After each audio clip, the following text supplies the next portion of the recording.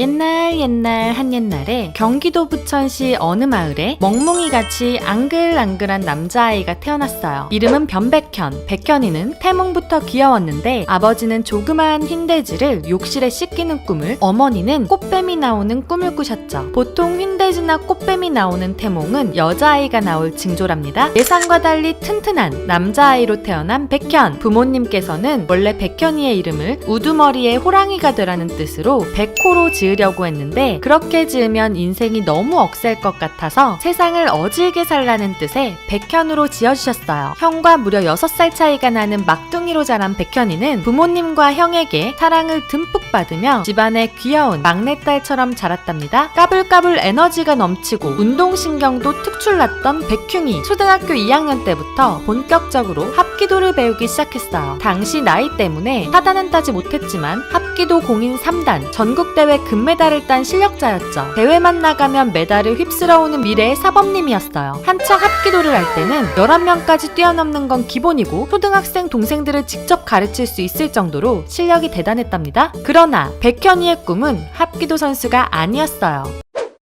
초등학교 앙케이트 조사 25살 때 가장 멋있을 것 같은 사람은? 이라는 항목에서 가장 많이 뽑혔을 정도로 이미 학교에 유명한 멋쟁이였던 변백현. 학창시절 내내 학교에서 백현이를 모르는 애가 없었어요. 친구들에게는 수다스럽고 재밌는 아이, 그리고 노래를 잘하는 아이로 정평이 났었답니다. 그 동네 사람들은 변백현 이름 3글자만 들어도 아, 걔 할 정도로 이미 유명했어요. 백현이 스스로도 나는 특별한 아이구나, 나는 뭐든 잘 될 거야 라고 생각했죠. 하지만 자신만만한 백현이에게도 유독 하기 싫었던 것이 있었으니 바로 학습지를 푸는 일이었어요. 백현이는 항상 2-3주 동안 숙제를 밀어놓다가 선생님이 오기 전에 벼락치기를 하곤 했어요. 매번 꾸중을 듣던 백현이는 결국 초등학교 4학년 때 폭탄 선언을 하고 말았어요. 어머니께 내가 왜 이런 걸 해야 하는지 잘 모르겠다. 난 앉아서 하는 일은 안 하겠다. 대신 가수하겠다 라고 말씀드렸죠.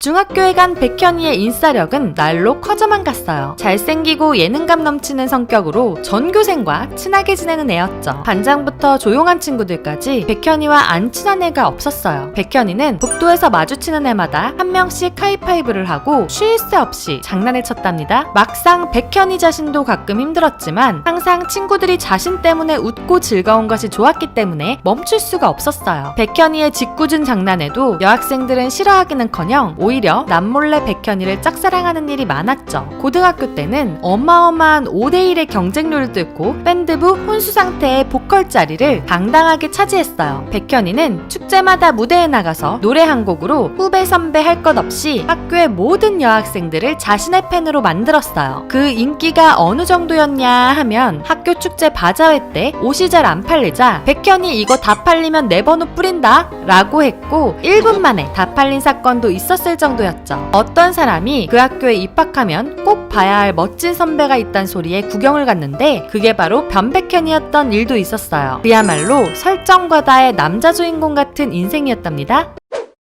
백현이의 가수를 향한 꿈은 계속되었어요. 경기도를 벗어나 본 적이 없던 백현이는 인천에서 SM 글로벌 오디션을 한다는 소식을 듣자 한 걸음에 달려갔죠. 백현이는 마지막까지 남아 혼자 5곡을 더 부르고 카메라 테스트도 했어요. 붙었다는 생각에 친구들에게 전화해서 야, 나 된 것 같다, 이거 이상하다 라고 자랑하기도 했답니다. 하지만 결과는 감감무소식. 이후에도 온갖 회사의 오디션을 보고 다녔는데 전부 낙방. 어쩌다 캐스팅당한 곳은 사기회사였죠. 결국 백현이는 음대 입시를 준비하기 시작했어요. 하지만 기회는 아무도 모르게 찾아오는 법. 서울예대 실기시험을 위해 학교 앞에서 악보를 들고 목을 풀던 백현이는 어떤 사람이 툭툭 치는 기척을 느끼게 되었어요. 수상한 사람은 연예인 해볼 생각 없어요? 라고 물어보았죠. 하지만 워낙 사기를 많이 겪어본 백현이는 처음엔 믿지 않았어요. 백현이가 어디 기획사냐고 물어봤지만 기획사 직원은 그건 알 거 없고 전화번호 하나만 달라고 했어요. 나중에 SM 캐스팅 직원이었다는 걸 알게 된 백현이는 이게 인생의 3번뿐인 기회 중 하나라고 생각했어요. 다시 오지 않을 기회라고 생각해서 죽을 힘을 다해 오디션에 임했죠. 그리고 그로부터 거의 반년 가까이 회사의 연락을 기다렸어요. 결국 합격 연락을 받고 최종 오디션까지 당당히 붙은 백현이는 20살의 나이에 그렇게 염원하던 SM의 연습생이 될 수 있었답니다.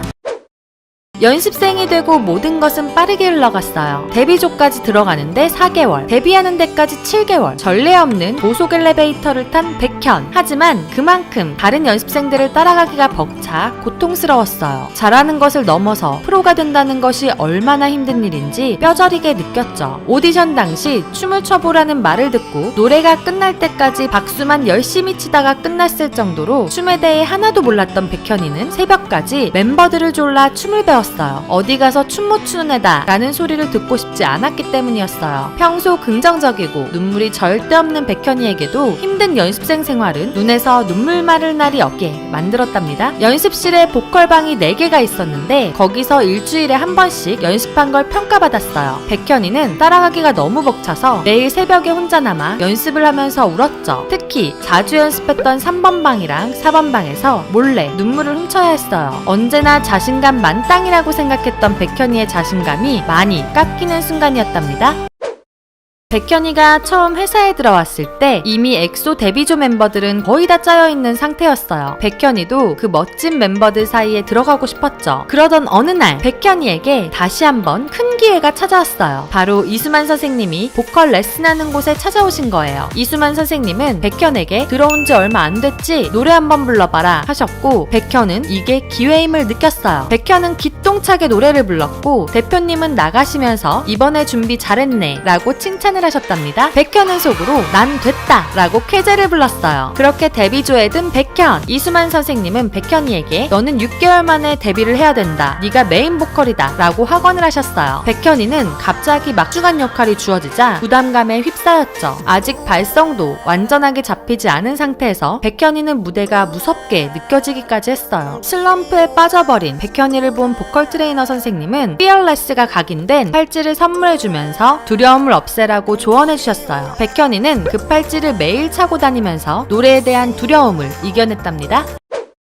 드디어 엑소로 데뷔한 백현. 비공개 연습생이었던 데다가 데뷔 티저 때까지 꽁꽁 숨겨놨던 멤버였음에도 불구하고 백현의 인기는 데뷔하자마자 엄청났어요. 팀의 분위기 메이커와 입담 담당으로 엑소엘들의 입덕문을 완전 개방하는 역할을 톡톡히 해냈죠. 멤버들의 증언으로는 아침에 일어나면서부터 자기 전까지 입을 계속 열고 있는 투머치 토커로 그룹에 활력을 불어넣어 주었답니다. 게다가 천재 아이돌이라는 수식어의 시초답게 어떤 컨셉이든 레전드를 뽑아내는 능력까지. 백현의 솔로 앨범은 서태지 이후 20년 만에 100만 장 이상 판매, 역대 솔로 가수 음반 초동 기록 1위를 경신하며 명실상부 남자 아이돌의 최정점을 달리고 있어요. 이번에 새로운 솔로 앨범 밤비로 다시 돌아온 우리 백현이는 엑소 멤버들 그리고 엑소엘들과 함께 오래오래 행복하게 살고 있답니다. 최근 백현이는 4월 중에 군대를 간다는 소식을 전했는데요. 꼭 몸 건강히 조심히 다녀오길 바랍니다. 엑소엘들 고무신 거꾸로 신지 말기. 영상에 담기지 않은 백흉이의 TMI와 두라미들이 알고 싶은 아이돌의 이야기가 있다면 댓글로 남겨주시고 좋아요와 구독 눌러주세요. 그럼 다음에 더 재미있는 이야기로 돌아올게요. 안녕.